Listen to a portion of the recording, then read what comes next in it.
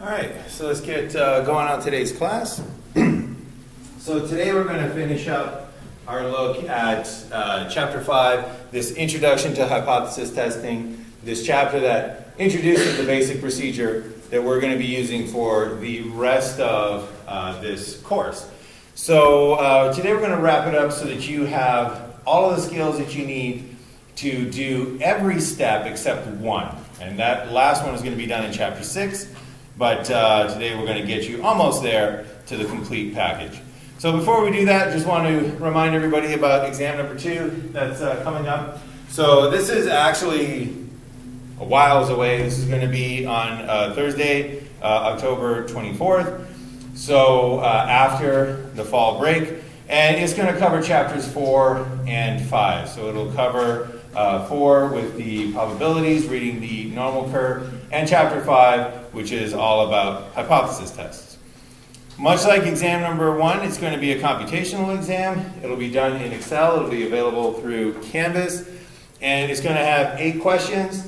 And once more, this is going to be open book, by which we mean open everything except other people. So whatever materials you want to use, your textbook, actually you will have to use your textbook because the questions will require you to access Appendix A1 so that you can get to that unit normal distribution table. So make sure that you know where to find that, where to get that information, how to open your textbook with the computers in this class. And then any other materials that you want to prepare, slides you can have access to, Canvas you'll have access to, you can Google things online. But once again, remember to use that as an assistant during the exam. So if you have these other materials, open book access, and you use it in a way to help jog your memory, you use it in a way to help offload your memory so you don't have to memorize the 5 steps of the hypothesis test, but you know that there are 5 steps and you know basically what each one is required to do.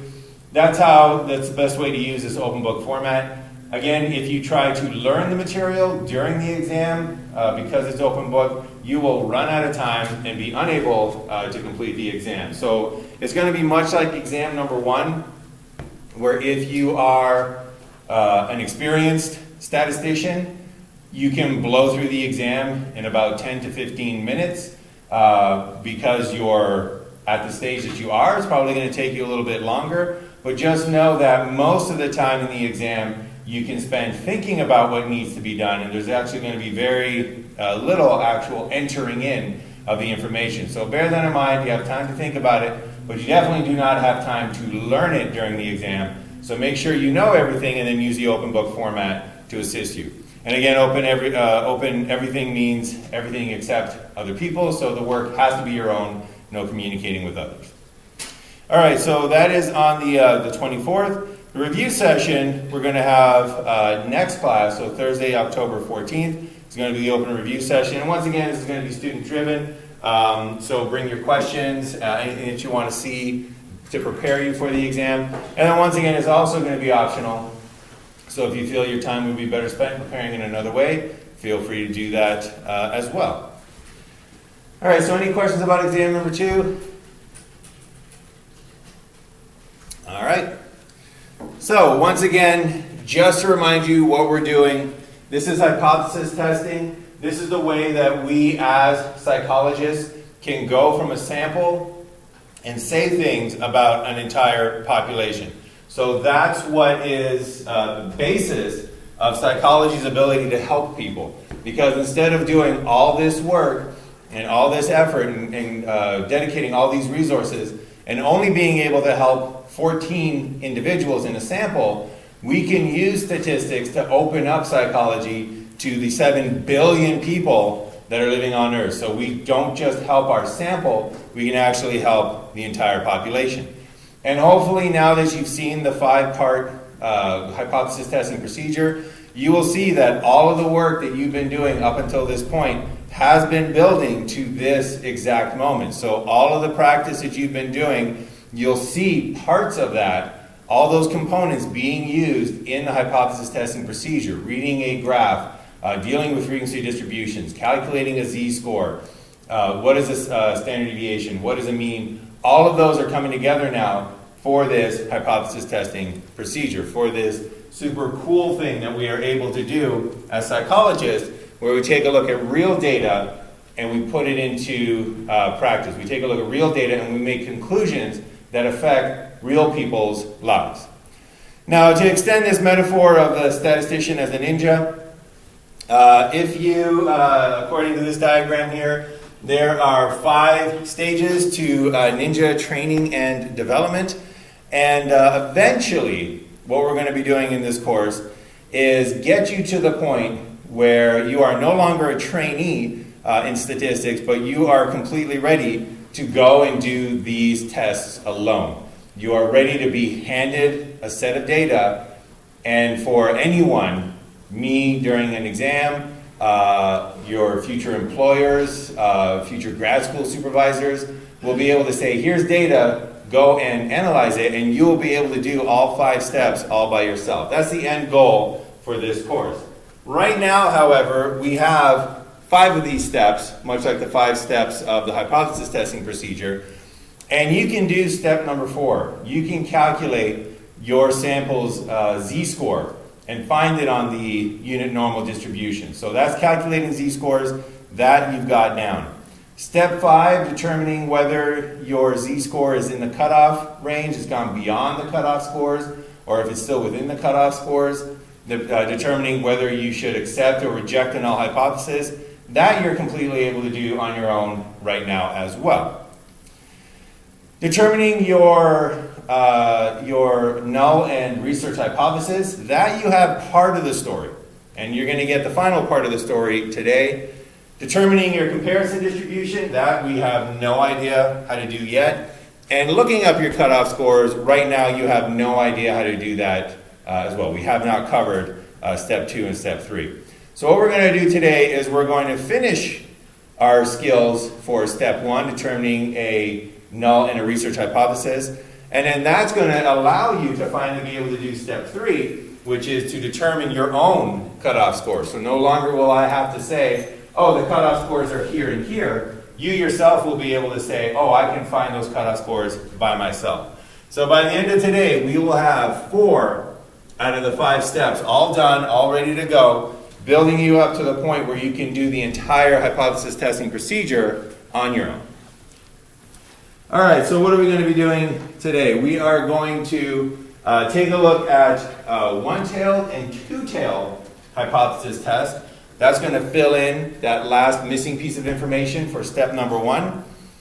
And then we're going to go through some in-class demos. I am going to very quickly go through self-esteem one more time. So this will be the 3rd time that we see the self-esteem experiment. However, now we're going to do it in its final form, which is in the complete correct form.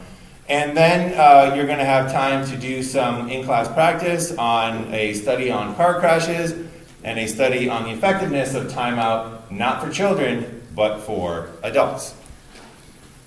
All right, so again, this is all in service of that hypothesis testing process.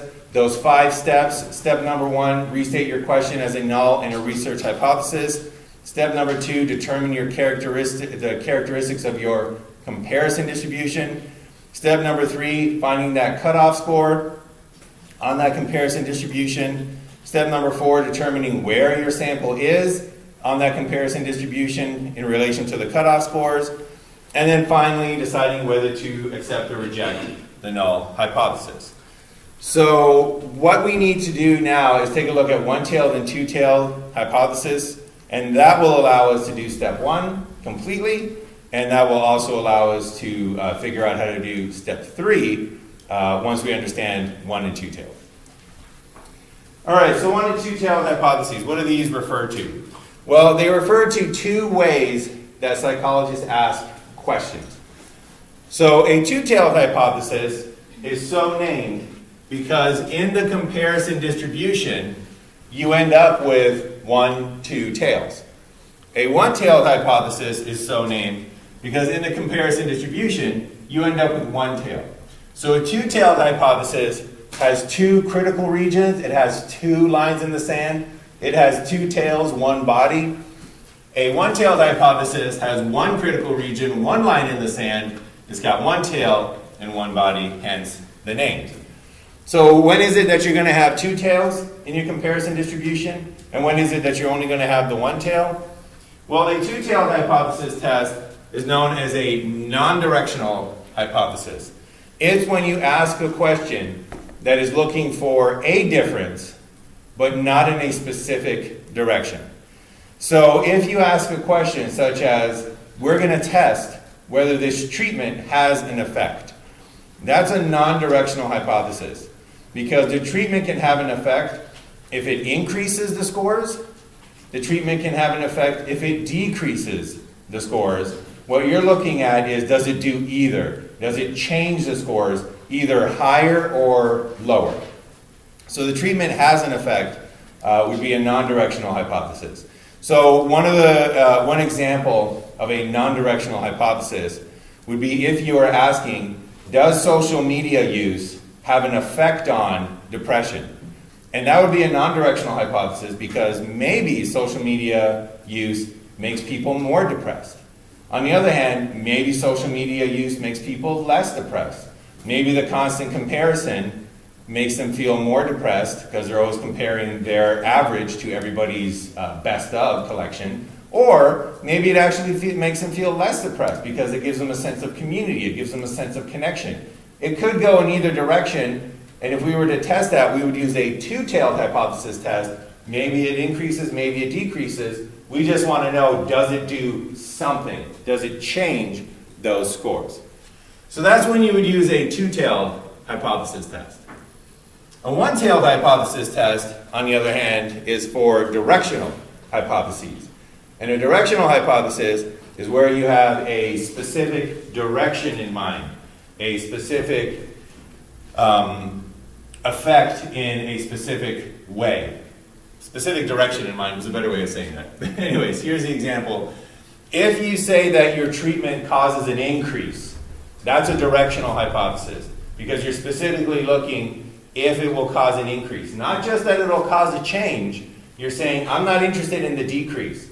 I'm only interested in the increase. So I want to test, does my treatment cause an increase? And that's when you have, in this case, a tail, one tail only. We're not interested in decreases. We're interested in increases. So we're only testing for one tail. We only want to know, does our sample cross this line, which indicates a significant increase after treatment. So for example, if you were working on something like mental resilience, and you had a treatment, you would only be interested if that treatment caused an increase in mental resilience, right? We're not trying to destroy people's mental abilities. We're trying to, as psychologists, make them stronger, make them more resilient. So if you had a treatment, you would test, does my treatment cause an increase in mental resilience?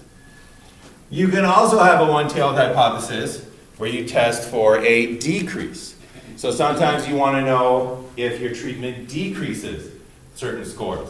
So if you are treating alcoholics, you want to know if your treatment decreases the amount of alcoholic beverages consumed. You want to know if your treatment decreases the amount of urges, to consume alcohol. You're interested in the decrease side. You're not interested in the increase side. You just want to know, does it decrease? That's a directional hypothesis. This time looking at the decrease side of it. So far, so good? All right. So what we have here is we have two areas in the two-tailed hypothesis test, two critical areas. And these critical areas, they form our lines in the sand. So when we were talking about, we're figuring out where our lines in the sand are, we're figuring out where our cutoff scores are, those cutoff scores determine where your tails are. So in a two-tailed hypothesis, you have two cutoff scores. In a one-tailed hypothesis, you only have the one cutoff score. So that is the basis for the complete understanding of step one. That sometimes you're going to have a two-tailed, and sometimes you're going to have a one-tailed. And we're going to see exactly how to deal with that when you're doing your, formulating your null and your research hypothesis. But right now what we need is we need to move from step 1 to step 3. So the tails and these lines in the sand, where is it that they come from? And where they come from is what we've been working on in chapter 4. They come from the probability and they come from the proportion of your unit normal distribution curve. So what we have is we have, in a two-tailed hypothesis, we have two tails, and we have a certain area that is contained in those two tails. And in a one-tailed hypothesis, we have one tail. I'll keep it on the negative side over here. We have one tail, and we have a certain area in that one tail of the hypothesis. So the way that we determine where these cutoff scores are is we go to the unit normal distribution table and we figure out how much do we want in the tail. What percentage do we want in the tail? Do we want 2.44%? Do we want 3.01% in the tail? What is the percentage that we want in the tail? And that determines the cutoff scores. You find how much you want in the tail, and then you go and you find the z-score associated with that amount in the tail. So that's how you figure out these cutoff scores. And then the last thing we need to know is where do we get that percentage in the tail? How do we figure out what percentage we actually want in the tail? And the way that we do that is we base it on our alpha level. So the alpha level tells you how much you're going to put in the tails. Whether it's one tail or two tails, it tells you how much you're going to put in total into the tails. So the first one we're going to deal with is an alpha level of 0.05. That is the most common. An alpha level of 0.05 is the percentage way, it's the decimal way of saying 5%. What this means is that we're going to put 5% of our distribution into the tails. What this means is that we put our line in the sand at the point where our sample has less than a 5% chance of being caused by just a fluke, random sampling occurrence. So this would be a good time to mention where this alpha level comes from. This is basically how unlikely a result has to be before we're willing to say that's too unlikely to have been caused just by chance. That must indicate that there's a treatment effect, right? That's what that 5% means. And 5% has been chosen because it seems to be the psychological amount at which point human beings will call shenanigans on a situation. So they have actually done studies where they have set up situations and asked people to indicate when they would no longer believe that the situation is fair, when they would no longer believe that the situation is random. So I'll put you in the same situation. Let's say that you were playing a game with a friend of yours. And your friend, you have no reason to believe that your friend is trustworthy or untrustworthy. You're just playing a game with a friend of yours, and you're flipping a coin. And if you flip the coin and it comes up heads, you win. And if you flip the coin and it comes up tails, you lose. Right? So you start playing the game, and you flip the coin once and it comes up tails. You lost the first round. Do you suspect anything at this point? No. Nobody would suspect anything at this point. You had a 50-50 chance of coming up tails or heads. It came up tails. Nobody's going to call shenanigans at this point on your friend. Your friend goes again, flips a coin, comes up tails again. That's two tails in a row. At this point, do you say to your friend, you know what, let me see that coin. Something's fishy going on. I don't really believe I don't believe this is a fair coin. How many would do it after two turns? Exactly. Nobody would do it at that point. You have a 25% chance that it would happen, that you would lose two in a row. So you flip the coin again, comes up tails again. You've now lost three in a row. And the question again is, at this point, do you say, let me see that coin? Something weird's going on. Most people would not. And if you flip the coin again, and you get tails, and you flip the coin again, and you get tails, and you flip the coin again, and you get tails, and you flip the coin again, and you get tails. There is a chance of getting 6, 7, 8, 9, 10 tails in a row. But at some point in your mind, you would say to yourself, whoa, whoa, whoa, whoa, wait a second. That many tails in a row is too improbable. That many tails in a row cannot just be a random occurrence.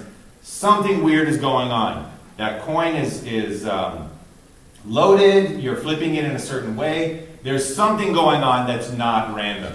And what they found is psychologically that limit, that line is 5%.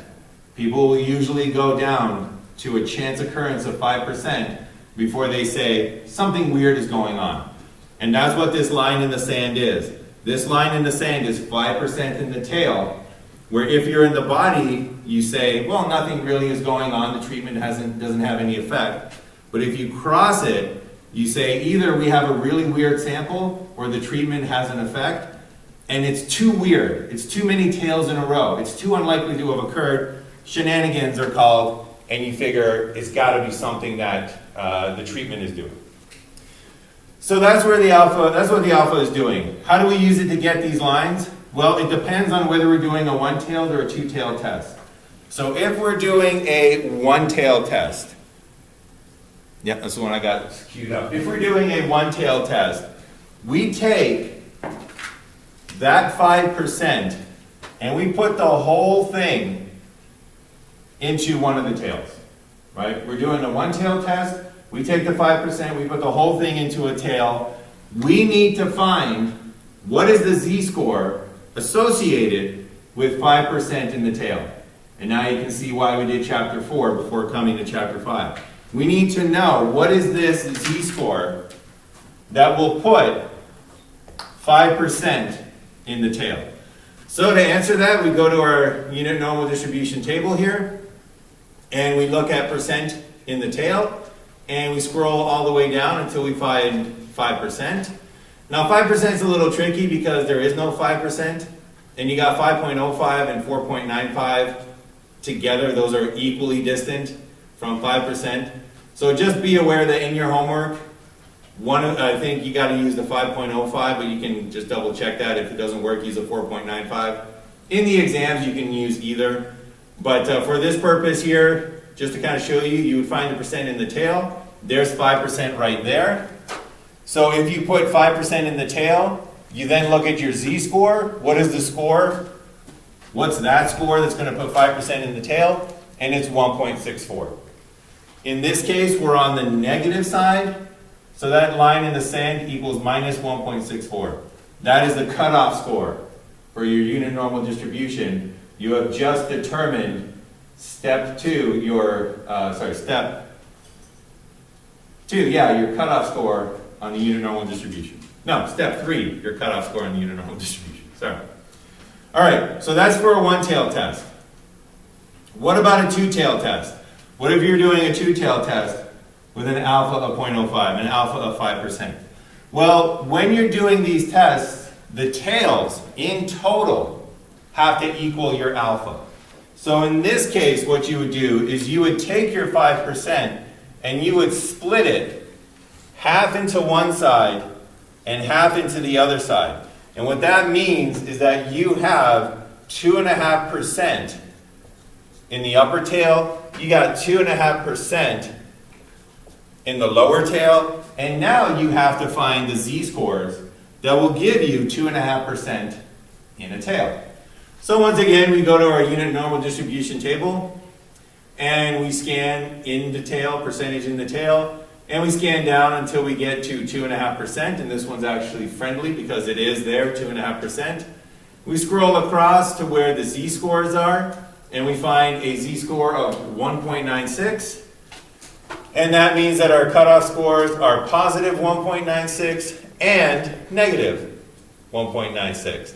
And in a two-tailed test on your homework, you need to put in positive and minus. You need to put in minus 1.96, comma, positive 1.96 in order to get full points. And that'll be in the instructions as well. But in a two-tailed, you need to indicate where the two tails are.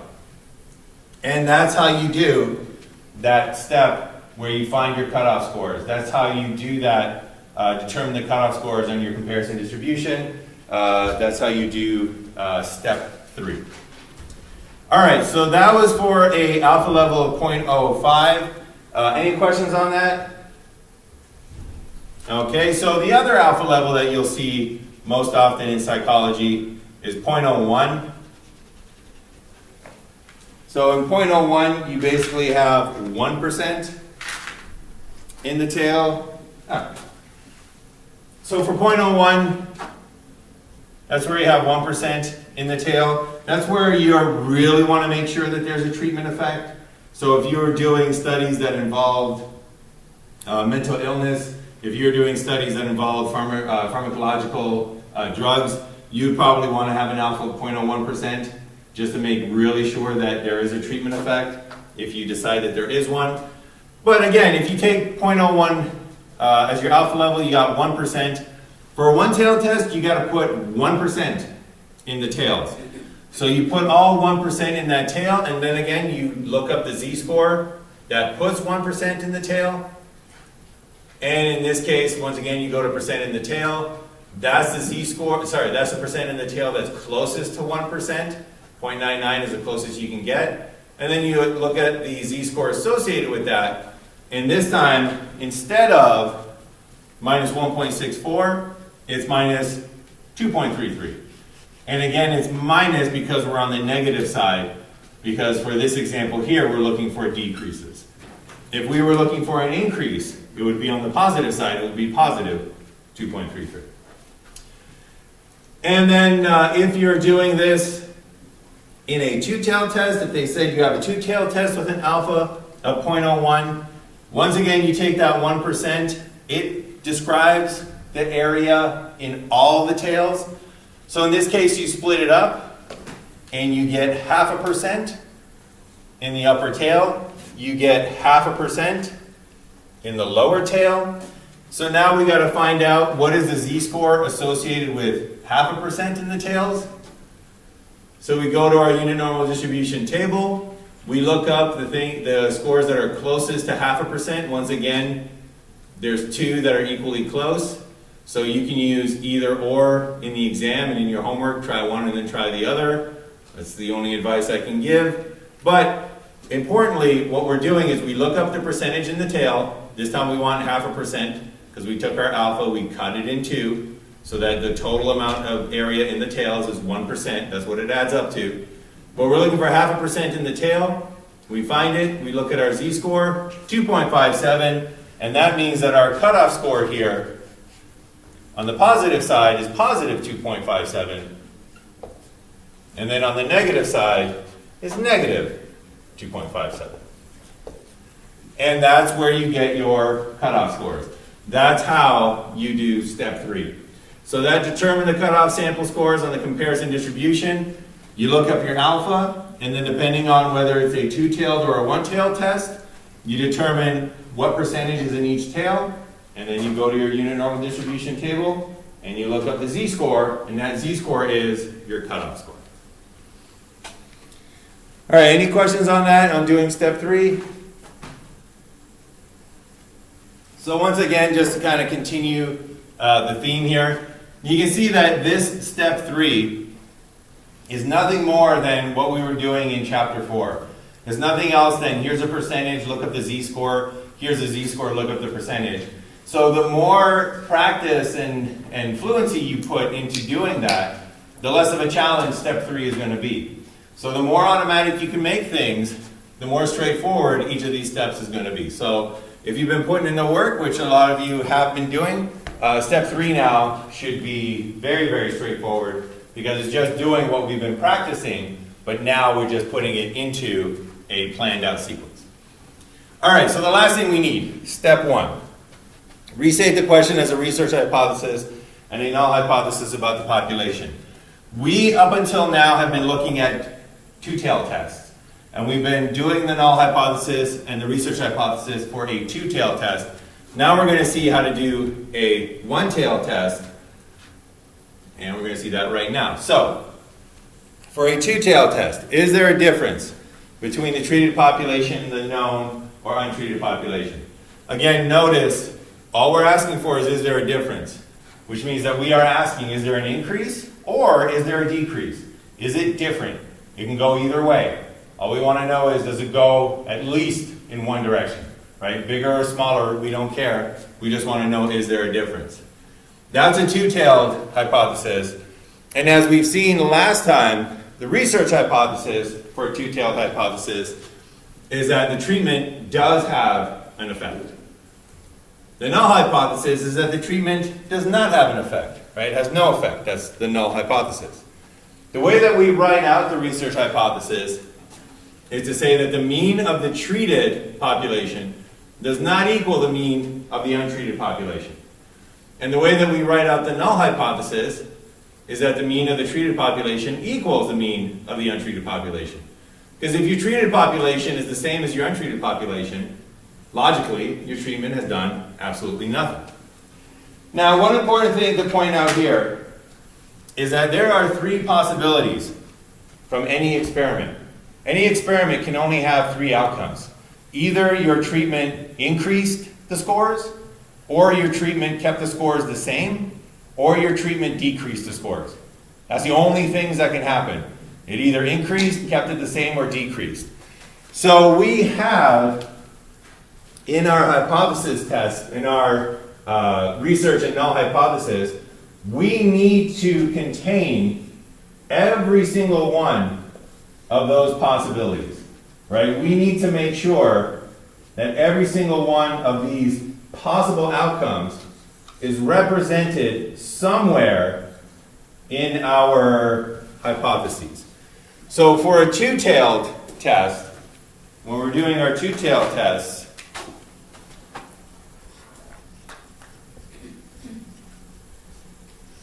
for the two-tailed test, this right here is covered by your null hypothesis, right? The possibility that your treated population is equal to your untreated population, that's your null hypothesis right there.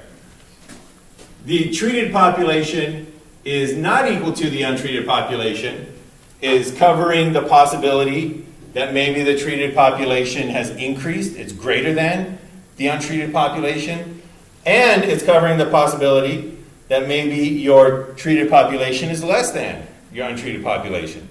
So less than is not equal to, greater than is not equal to. So these two together are covered in that your treated population is not equal to your untreated population. So everything is covered, all three possibilities. We know we've done it correctly. So that's two-tailed. That's the one we've been doing so far. Let's take a look at one-tailed right now.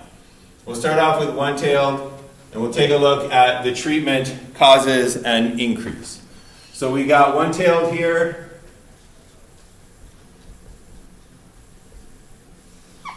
And we're going to start off with the treatment causes an increase. So the research hypothesis is that the treatment causes an increase. The null hypothesis is always the complete opposite of your research hypothesis. And I believe your book gets this wrong. The null hypothesis has to be the complete opposite of the research hypothesis. So the null hypothesis, I believe in your textbook, it'll say that the null hypothesis is that the treated population is equal to the untreated population. That's not the opposite of this research hypothesis. The research hypothesis for a one-tailed test, looking for an increase, says that the treatment causes an increase in scores. The null hypothesis is that the treatment does not cause an increase. It's the complete opposite. So one research says treatment causes an increase.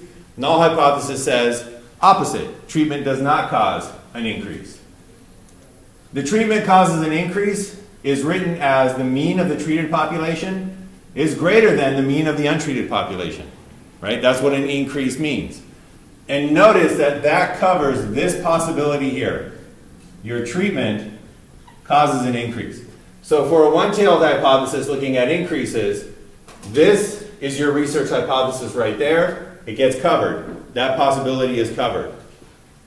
Your null hypothesis has to cover everything else. This has to be covered by the null hypothesis. This has to be covered by the null hypothesis. So the treatment does not cause an effect is written out as the mean of the treated population is less than or equal to the mean of the untreated population. And that's where we get that. Now again, in your book, I believe they go for equal to, again for the null hypothesis. That is technically incorrect. It's better you learn the right way. So that's what I'm showing you here. But again, just remember, it's got to cover all three possibilities. And you can see how these pair of research hypothesis and null hypotheses cover all three possibilities. Incidentally, just a little tip. When you're doing your research and your null hypothesis, for a one-tailed, it is way easier to get the research hypothesis first and then figure out the null hypothesis afterwards as just being the complete opposite. But anyways, bottom line here, most important thing, research hypothesis, the treatment causes an effect. Treatment causes an increase. Treated population greater than untreated population. Null hypothesis, complete opposite. Treatment does not cause an increase. Treated population less than or equal to your untreated population. And then finally, the last possibility here, or the last version that we can have, is where you're testing for a decrease. Does my treatment decrease depression? Does my treatment decrease alcoholism? Does my treatment decrease social anxiety?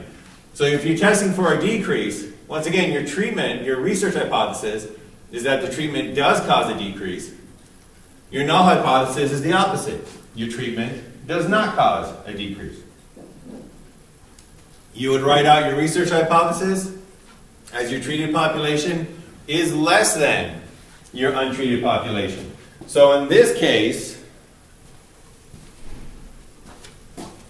we have our research hypothesis down here. Covers this possibility, that your treated population is less than your untreated population. Your treatment has caused a decrease. The null hypothesis has to cover the other two possibilities. So we have the null hypothesis covering that your treatment caused an increase or is caused nothing. So your treatment is greater than or equal to, and that's where that comes from, the untreated population. And those are the complete set of your research hypotheses and your null hypotheses. So now you have the complete set for a two-tailed hypothesis.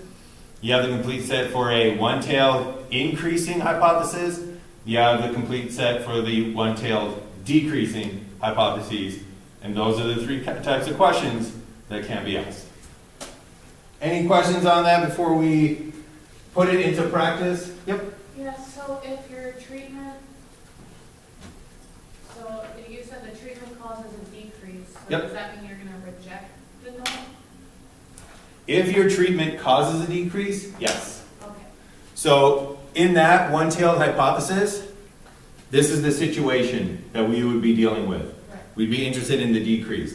And if we found that our sample crossed the line into this tail, then we would reject the null hypothesis. Mm-hmm. Any other questions? All right.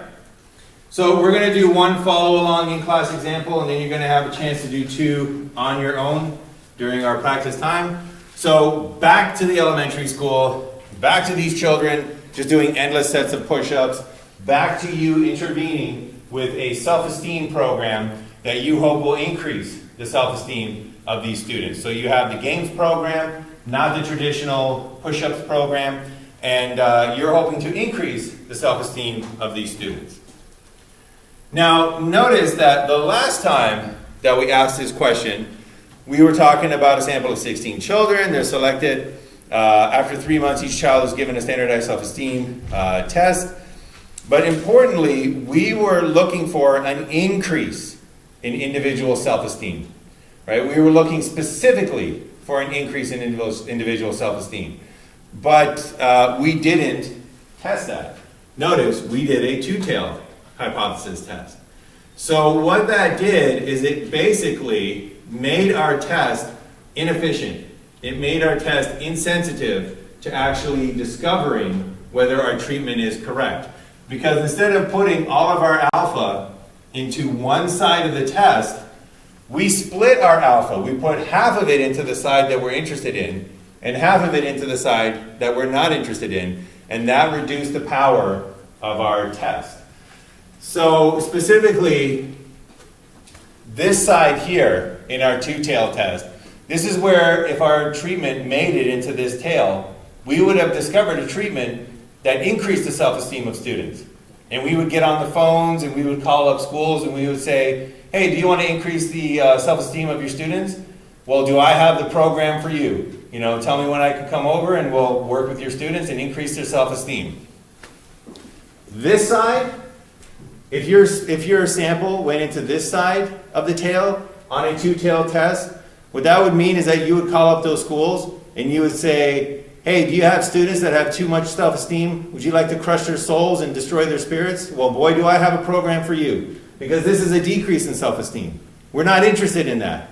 So why would we take the power of our statistical test and throw half of it away, which is exactly what we're doing here, because we're not interested in this side. Better to take the entire alpha and put it into the side that we're interested in, right? Put it into the side so that we're looking for an increase in self-esteem, and that is a more effective, more correct way of testing if our treatment has an effect.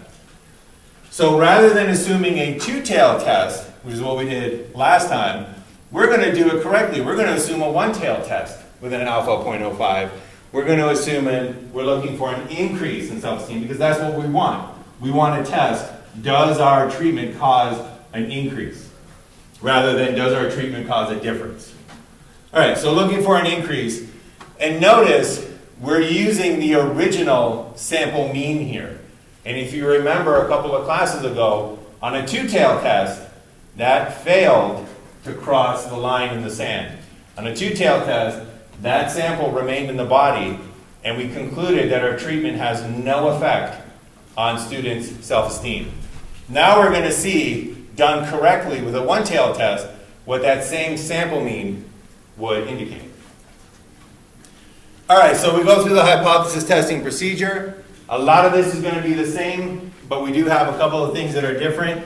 Most importantly, step one, restate the question as a research hypothesis and a null hypothesis. We want to know, is there an increase in the self-esteem for the GAME students compared to the general population of US students? So our research hypothesis is looking for an increase. So the GAME increases self-esteem, and we write that out as the GAME's, the mean for the GAME's population is greater than the mean for the general US population. So in this case, the treated population, the GAME's, greater than the general population. That's our research hypothesis. Our null hypothesis has to be the rest. So for the null hypothesis, we now have that the GAME's do not increase self-esteem, which means that the GAME's are either less than or equal to the general USA population. So that's the first big difference. Our statement of the research and the null hypothesis have changed, so that the research hypothesis is that the GAME's are greater than, the self-esteem is greater than the general USA. Our GAME's have caused an increase, and the null hypothesis is that the GAME's do not cause an increase. They are equal or less than the general USA population. All right, step two. Determine the characteristics of your comparison distribution. That is still coming. That is still chapter 6.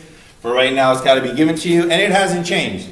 Our comparison distribution is still mean of 40 and a standard deviation of 2.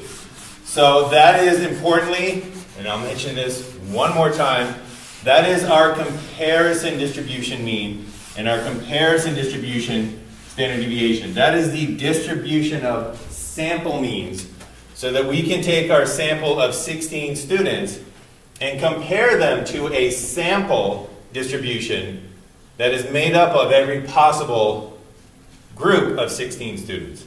All right, so it is unfair and incorrect to compare a group of people to individuals. So we're not going to do that. We're going to compare our sample of 16 to a distribution of samples. So that's our comparison distribution. Step 3, we got to set our cutoff score or our critical score.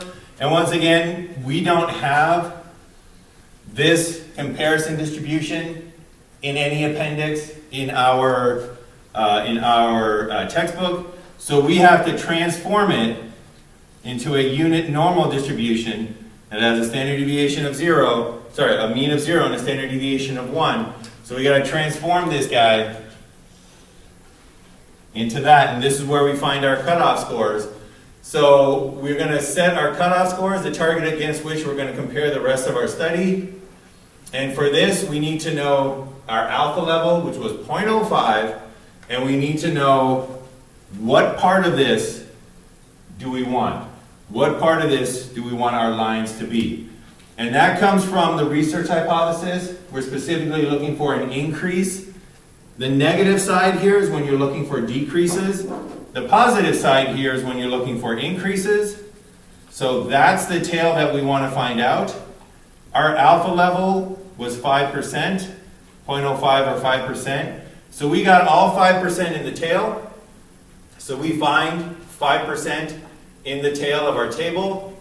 We find the z-score associated with that, and that's our cutoff score. Our cutoff score is 1.64%. Sorry, 1.64. That's our z-score, it's not a percent. That's our z-score, 1.64. That's your cutoff score. That's how you do step 3.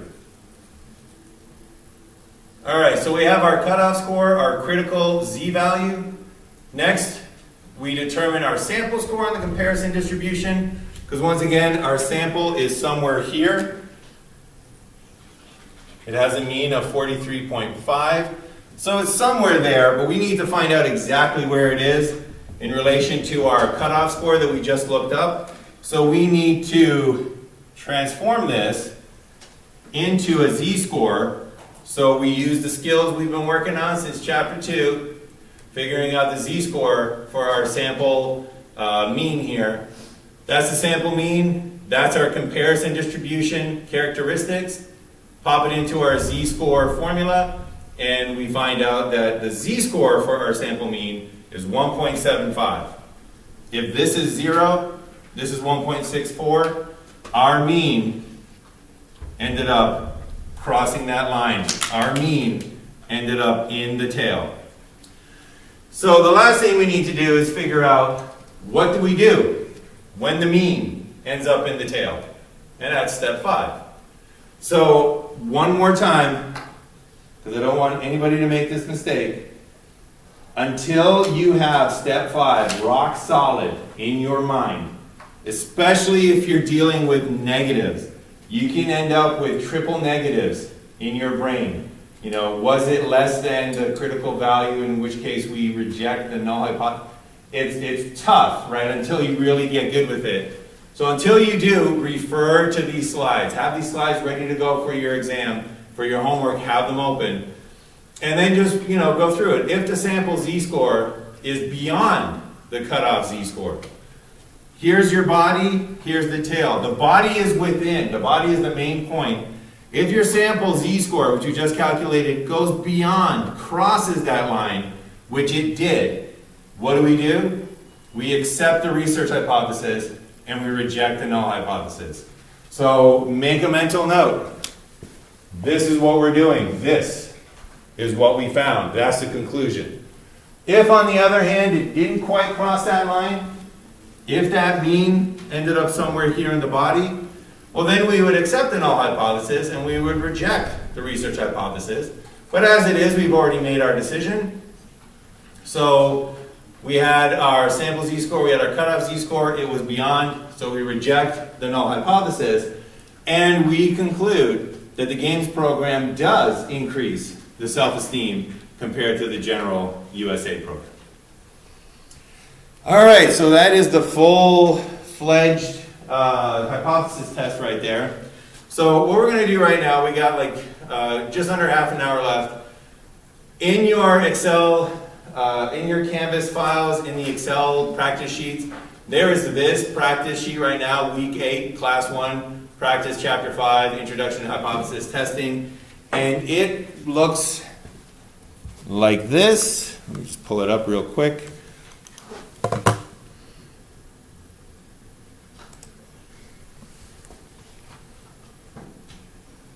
All right, so it looks like this. And this is basically what we've seen last class. This is basically what your exam, half of it is going to look like. The half that's on chapter 5 is going to look like this. So this is good practice to kind of see where you're at. Read the description and then try to go through each of the steps to figure out each of the steps. That comparison distribution information right here, that's highlighted here. It's not going to be like that in the exam. It'll be in here somewhere in the exam. But just to kind of get you into the practice of it, that's highlighted here. That comparison distribution is this information right here. So make sure that you're using the comparison distribution and not the population distribution. All right, so that's what we're going to do right now. We're going to dedicate some time to practice. And just to kind of give you a hand on this, try it with just the Excel sheet. Try it with just your 5-step procedure. But if you can't manage it that way, then in the lecture notes, you do have the answers for each step of the procedure. So try it on your own.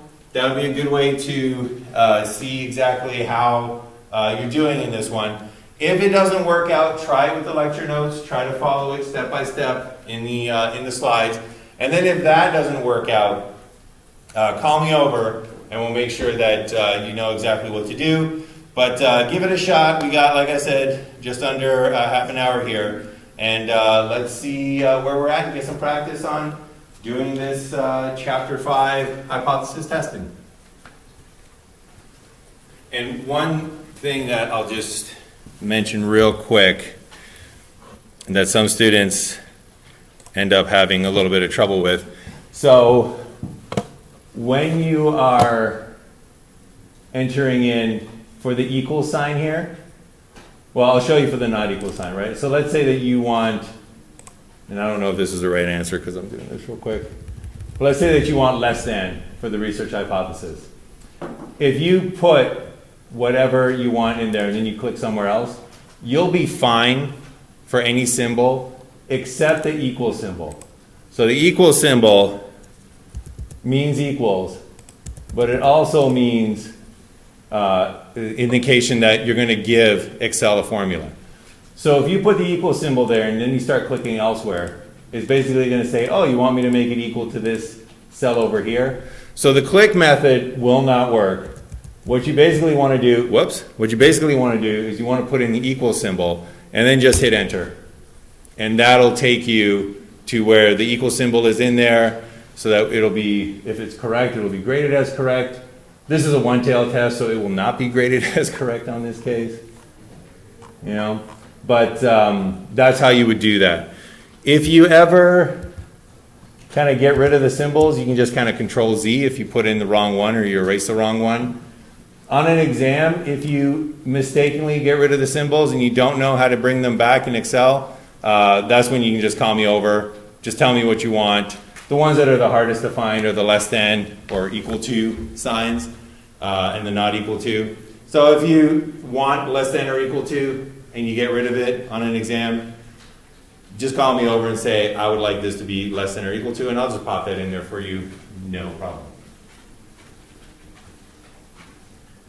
All right, so I just realized that I had not mentioned that you can check your work, you can check your progress right underneath your questions. It'll let you know how you're doing so far. And one thing that also that just jogged my memory on this, when you do a hypothesis test, you either accept the research hypothesis and reject the null hypothesis, or you reject the research hypothesis and accept the null hypothesis. You have to come to a decision. So just to make sure that we're enforcing that and rewarding you for making that decision, in the exam, much like on this practice Excel sheet, you will get no points for your conclusions if you accept both of them. So if you get to the end and you say, well, one of them has to be accepted, and I don't know if it's a research hypothesis or I don't know if it's a null hypothesis, but I know it's got to be one of them, and you just put accept into both of those boxes to kind of hedge your bets, That's not indicating that you understand how to do a hypothesis test. That's not indicating that you're meeting that learning objective. So that different conclusion, in order to get full points, you need to have different conclusions. So just bear that in mind. You will receive no points if both of these are accept. You will receive no points if both of them are reject. No points for step number 5. And this is also one of the reasons why I will mention this a few times. Unless step 5 is rock solid in your brain, in your mind, have those slides open to that decision matrix, that decision tree for step number 5. Because I have graded enough of these exams to see this situation happening where students get the null hypothesis, and a student will get the research hypothesis, and they'll get the correct critical score, and they'll get the correct sample score, but they'll go the wrong way on step 5. And in the real world, step 5 is all that matters, right? Getting that correct conclusion. So it doesn't matter at all if you can do all 4 of these steps correctly, but you can't do step 5. Step 5 is the ultimate final destination. So that's the one, though, that students sometimes have difficulty getting to in terms of having it as automatic. That's fine. That's where you are right now. Have those slides open. Because whereas it's a little bit difficult to say, well, was the decrease less of a decrease than the critical negative score? And in that case, do I not reject the null hypothesis? There can be a lot of negatives in there. Take that off your mind, open up your slides, go to step 5, look at that decision tree. One day it will be automatic. If you're not there right now, just take advantage of the open book format. Do not lose points for step 5. All right, I've seen it again where step 1 through 4, perfect. Step 5, wrong one. You have a question? All right, one more just little announcement. So in your homework, when they are asking you for your critical Z scores for a two-tailed test, you will need to put in the minus and the plus versions of it. And I believe the way that they ask you for it is you put in the minus number and then you put in the plus number and you just have it separated by a comma. So if you found out that your critical scores were 1.64, but it's a two-tailed, it would be minus 1.64, comma 1.64 to get full points in your homework. Double check that, it'll tell you how to format it. In this practice sheet and in your exam, for a two-tailed test, I'm going to assume you mean plus or minus. So you can just enter in the positive side of it. Okay, and I will just assume that you meant plus or minus because it's a two-tailed, so we're doing plus or minus all the time. So for the exam, I'm going to assume you mean plus or minus. You don't have to do any weirdness to indicate that. On that note, however, for a one-tailed test, you need to make sure that your Z critical is in the correct direction. So if your question is asking for an increase, like this one does, right? Do the results indicate a higher speed for the smashed into group? Does the results indicate that memory was increased? Do the results indicate that memory got larger, that there was more of? If there is, and it will be in the question, if there is an indication that they're looking for an increase, then your cutoff score is going to be a positive cutoff score. If, on the other hand, the question is asking for a decrease, was there a decrease in depression? Was there a decrease in alcoholism? Was there a decrease in social anxiety? Did the scores go down? Was there less after the treatment? If they're asking for a decrease, then they're looking over here on the negative side. And if you're doing a one-tailed test, you have to enter in that negative cutoff score. Because again, these cutoff scores tell you what part of the distribution you're looking for. And if you're looking for an increase, you're over here on the positive side for a one-tailed test. If you're looking for a decrease, you're over here on the negative side for your one-tailed test. So in your homework, bear that in mind, and they will very clearly indicate whether they're looking for an increase or a decrease. So they will say things like, oh, the mayor is looking to increase civic engagement. Oh, the doctor is trying to decrease, the size of brain tumors. right? They'll have that in there somewhere. So make sure you're looking for those phrases to, to determine the correct side. Yeah, and then again, you will see questions in the exam like, do the results indicate a higher estimate of speech for the smashed into group? That's what you're looking for. Thank you. All right, so we have a few more minutes. I just want to finish up with a couple of brief announcements. All right, so let me scroll on down.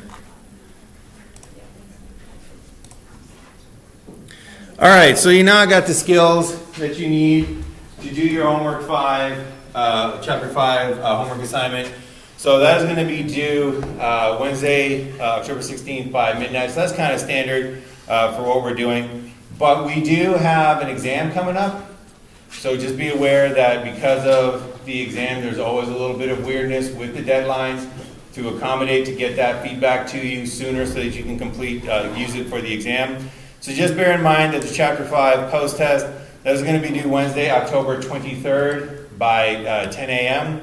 So that is going to give you a full 24 hours before the exam in order to use the feedback that you get from your post-test. So bear that in mind. It's pretty far from right now because we have fall break coming up, but it is exactly the same sort of relative place that it always was, 24 hours before the exam. And just to make sure that everybody is aware and on the same page, if you are completing the MyLab study plan, if you're completing those mastery points for Chapter 4, or if you're completing them for Chapter 5, that is due midnight before exam number 2. So you got Wednesday, October 23rd at 11:59 p.m. for Chapter 4 pretest points. And again, same date for Chapter 5 mastery points. Basically, to take your mastery scores, your pretest scores of those two up to 100%. And I have already, I think it was for pretest number 4, calculated in the partial mastery points for anybody that had kind of finished some of their mastery points to see how that would affect their pretest. I will do the full-fledged version of that and completely update it after midnight on October 23rd. All right, so other than that, that's all that we got for today. So again, next class, we got that review session to prepare you for exam number 2. And then a week from today is your fall break. And then about 10 days out, we have exam number 2. So keep working on your practice, on your Chapter 5 homework, and we'll make sure that everybody's good to go. Other than that, we are pretty much done for the day.